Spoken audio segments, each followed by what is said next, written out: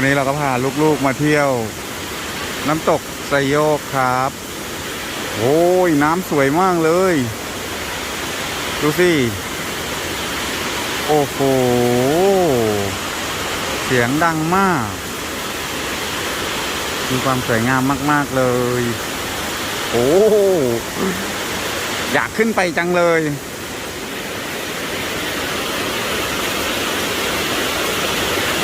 สวยมากครับสวยมากเขามีทางเดินให้ด้วยนะ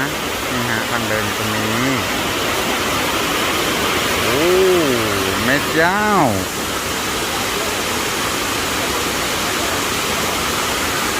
โอ้มันยอดมากเลยครับพี่น้องเอ้ย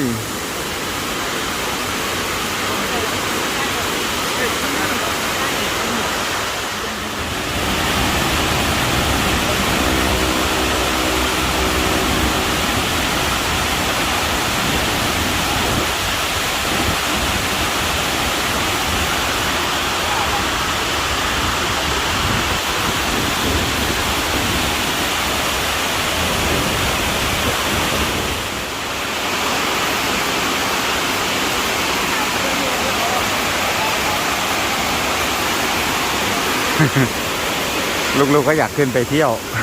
ไม่ลื่นนะเป็นเหมือนแบบเหมือนพื้นปูนแบบหยาบๆนะฮะดูเหมือนมีตะไคร่แต่ว่าจริงๆแล้วมันไม่ลื่นมันถ้าดูตามสภาพดูเหมือนจะลื่นนะแต่ว่าเนี่ยเวลาเราเอามือลูบๆไปมันไม่ลื่นนะครับมันหยาบๆนะฮะเดินง่ายครับทำให้ไม่ลื่นนักท่องเที่ยวก็จะเดินขึ้นไปได้สวยมากสุดแจ่มเลยไปแล้วครับลูกชายลูกสาวไปแล้วครับนู่นครับขึ้นไปนู่นแล้วเอาแล้วเก่งมากเลยพ่อยังไม่กล้าขึ้นไปเลยเสียงมันดังมากเลยโอ้โหแน่นอนจริงๆครับสุดยอดสวยครับสวยสวยมาก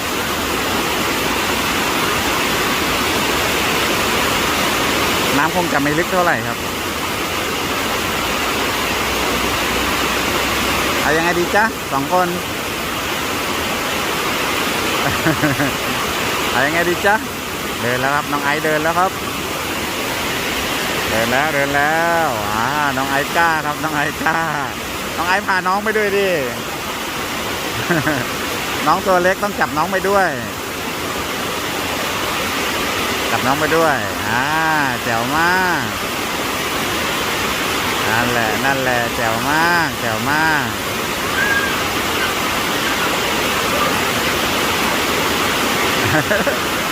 ไหวไหมฮะไหวไหมเดี๋ยวพ่อถ่ายรูปให้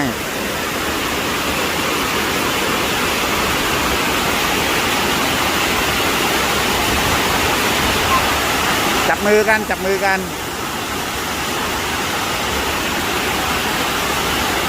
กันเดิน ไม่ไหวครับน้องไอซ์บอกไม่ไหวพ่อน่ากลัวเขาขึ้นไปได้แค่ตรงนี้แหละครับก็เอาที่ปลอดภัยเนาะนะฮะเด็กๆก็อาจจะยังใจไม่กล้าพอนะครับแต่น้ำไม่น่าจะลึกนะครับข้างล่างนี่จะเป็นตื้นๆนะครับแต่ว่ามองจากลักษณะแล้วคือไม่น่าลื่นนะครับเพราะว่าจริงๆดูเหมือนมีตะไคร่น้ำนะแต่ว่ามันไม่ลื่นนะครับลองเอามือถูกไปเนี่ยมันจะหยาบๆนะครับไม่ลื่นครับเดินได้สบายโอ้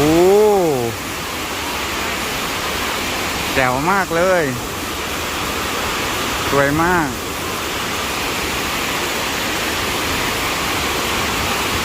จะมาไหมถ้าจะมาเดี๋ยวพ่อถ่ายรูปให้ เด็กๆขึ้นไปอยู่กันบนนู้นครับ เอาละดูที่ว่าใครจะกล้าเดินบ้างลมมันแรงด้วยนะน้ำแรงแล้วก็ลมแรงแต่ว่าดูหลักๆก็คือเหมือนไม่น่าจะมีอันตรายอะไรนะครับเพราะว่าน้ำตื้นครับแล้วก็พื้นก็พูดง่ายๆว่าพื้นก็ไม่ลื่นนะครับดูเหมือนมันจะลื่นๆแต่ว่าไม่ลื่นเท่าไหร่เพราะว่าจากการสังเกตที่ลองเอามือไปสัมผัสดูแล้วมันจะเป็นพื้นหยาบๆครับโอ้น้ำมาจากไหนเนี่ยเยอะแยะมากมายเลยสวยมากครับ วยมากๆ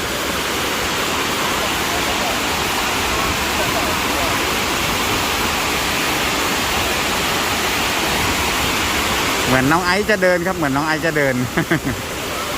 ค่อยๆขยับทีละนิดทีละนิดครับ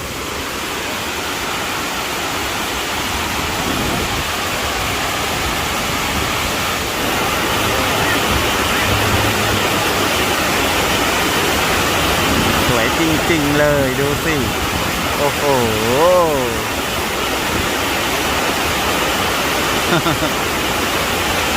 เสียงดังมากอ่ะเป็นแหล่งแบบมีน้ำตกไหลอย่างนี้ก็สวยดีนะนี่แหละครับเที่ยวเมืองไทยครับเมืองไทยยังมีอะไรเยอะแยะมากมายสวยงามเลยครับ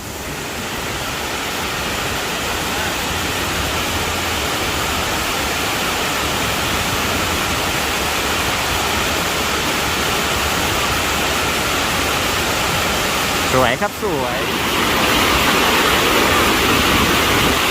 สวยมากสวยมากเสียงดังจัดเลยผมอยากจะลองเดินขึ้นไปดูเหมือนกัน อยากจะเดินขึ้นไปเหมือนกันแต่มันหนาวมากเลยนะผมว่านะมันน่าจะหนาวมาก ขนาดอยู่ข้างล่างเนี่ยยังรู้สึกว่าได้ไอเย็นจากน้ำตกไหลลงมาเลยเป็นสายไอเหมือนไอน้ำสวยมากแต่พ่อก็อยากไปถ่ายคลิปใกล้ๆให้ลูกนะเดี๋ยวพ่อจะค่อยๆเดินขึ้นไปนะครับถอดรองเท้าไว้ก่อนเดี๋ยวเพื่อนๆจะได้รู้ไงว่ามันลื่นหรือไม่ลื่นนะเนี่ยเดินแล้วโอ้ไม่ลื่นครับไม่ลื่นมันหยาบๆนะครับนะฮะพื้นมันหยาบๆดูเหมือนมันจะลื่นแต่มันไม่ลื่นนะพื้นมันหยาบเดินง่ายนะครับเราเดินไปเขาจะมีบันไดให้เดินครับนี่ครับบันไดโอ้โหสวยมากเลยมันเนี่ยพื้นมันหยาบนะมันไม่ลื่นนะครับพื้นหยาบๆโอ้โอ้โอ้โอ้โอ้โอ้โอ้โอ้โอ้โอ้โอ้โอ้ดูดิสุดยอดเลยโอ้ยไม่ลื่นเดินได้สบายนะฮะไม่ลื่นครับแถมโอ้ยเรามาอยู่ใกล้แล้วนี่ครับไม่ครับไม่ลื่นเดินได้ไม่ลื่นมันไม่ลื่นเนาะใช่มันไม่ลื่นเย็นมากเลยนี่ครับก็เดินได้แบบสบายนะไม่ลื่นนะแต่ว่าอย่าออกมาบริเวณที่มันเป็นชันๆนะเราก็เดินแถวๆข้างบนเนี่ยเดินได้นะครับถ้าว่าไม่กลัวเปียกนะผมจะไปอยู่ตรงนู้นเลยสองคนถ่ายรูปกันใหญ่เลยถ่ายรูปกันใหญ่เลยนี่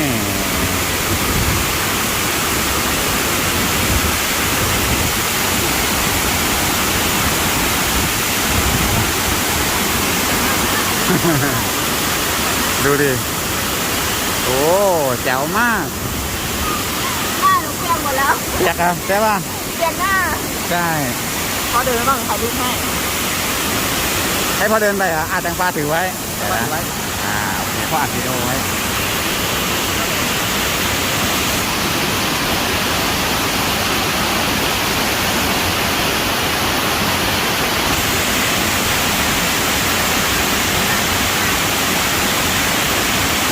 ว้าวพ่อใจกล้า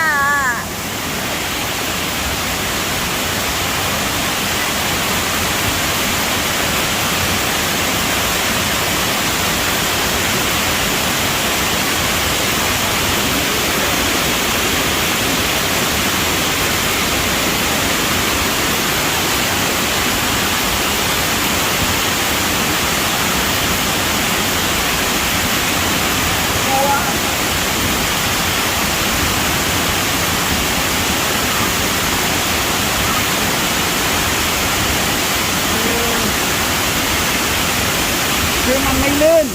นพื้นมันเนี่ยจะดูเหมือนมันจะลื่นนะแต่ว่ามันไม่ลื่นมันเป็นแบบพื้นเหมือนกระดาษทรายเลยมันเดินได้สบายแต่ว่าหลักๆก็คือถ้าเป็นเด็กไม่ควรแต่ถ้าเป็นผู้ใหญ่ได้เดินได้ถ้าเป็นผู้ใหญ่เดินได้สบายนะแต่ถ้าเป็นเด็กไม่ควรนะครับนะฮะเพราะว่า ถึงจะลื่นลงไปน้ำตรงนี้มันก็ตื้นๆนะมันไม่น่าจะมีอันตรายอะไรมากมายแต่ว่าอย่าให้ลื่นลงไปดีที่สุดนะครับแต่ต้องบอกว่าเดินได้ครับไม่ลื่นนะครับไปอยู่ตรงนู้นโอ้ยสบายเลย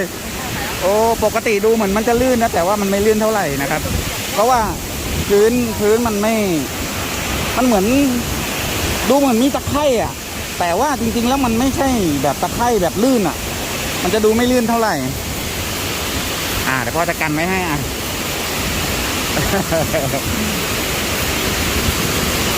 นิดเดียวเอาละครับแตงกวาเล่นแล้วครับแทน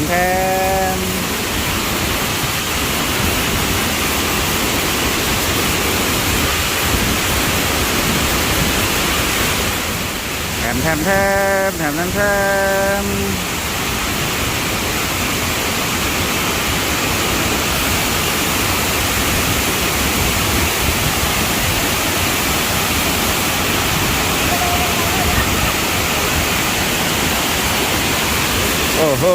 สวยมากเลยน้ำตกแรงมากเลยแจ๋วมากเนี่ยเดินได้นะครับเดินได้ไม่ลื่นเท่าไหร่ จับมือพ่อแถมมันไม่ลื่นเท่าไหร่เดินได้สบายโอ้ยแต่หนาวมาก น้ำมันเย็นมากเลยไปแล้วบ๊ายบายเอาไว้มีโอกาสมาเที่ยวใหม่นะครับ เดินได้ครับนะฮะสวยด้วยนะครับสวยด้วยห้ามปีนหน้าผานะครับโอ้ดูดิเนี่ยคือผมอึ้งตรงที่ว่าดูมันเหมือนลื่นนะแต่มันไม่ลื่นนะครับนะพื้นมันเหมือนกระดาษทรายเลยนะครับอุ้ยขนลุกแถม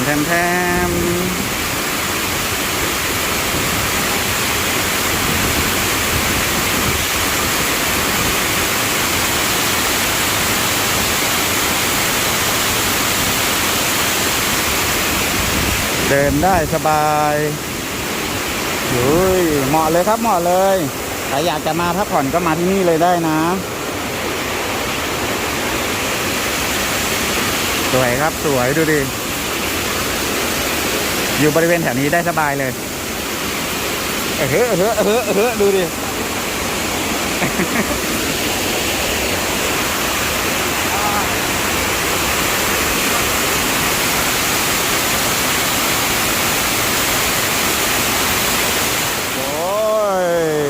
สุดยอดมากเลยเนี่ยเดินได้สบายไม่ลื่นนะครับดูเหมือนจะลื่นแต่ว่าผมก็ยังงงว่าทำไมพื้นมันเหมือนแบบเป็นกระดาษทรายเลยนะฮะซึ่งพื้นเขาดีมากไม่ลื่นเดินได้สบายครับดูดิเฮ้ยแจ๋วเลย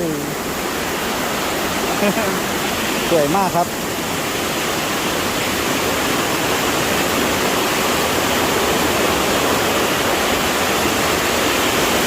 แถม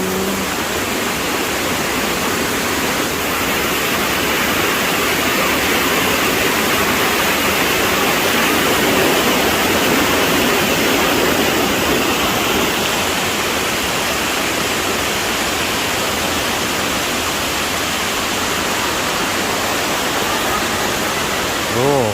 ยอดมากครับยอดมาก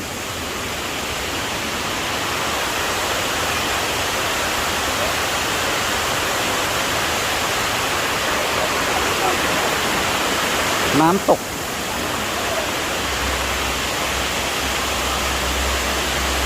ไซโยกน้อยครับน้ำตกไซโยกน้อยน้ำตกไซโยกน้อย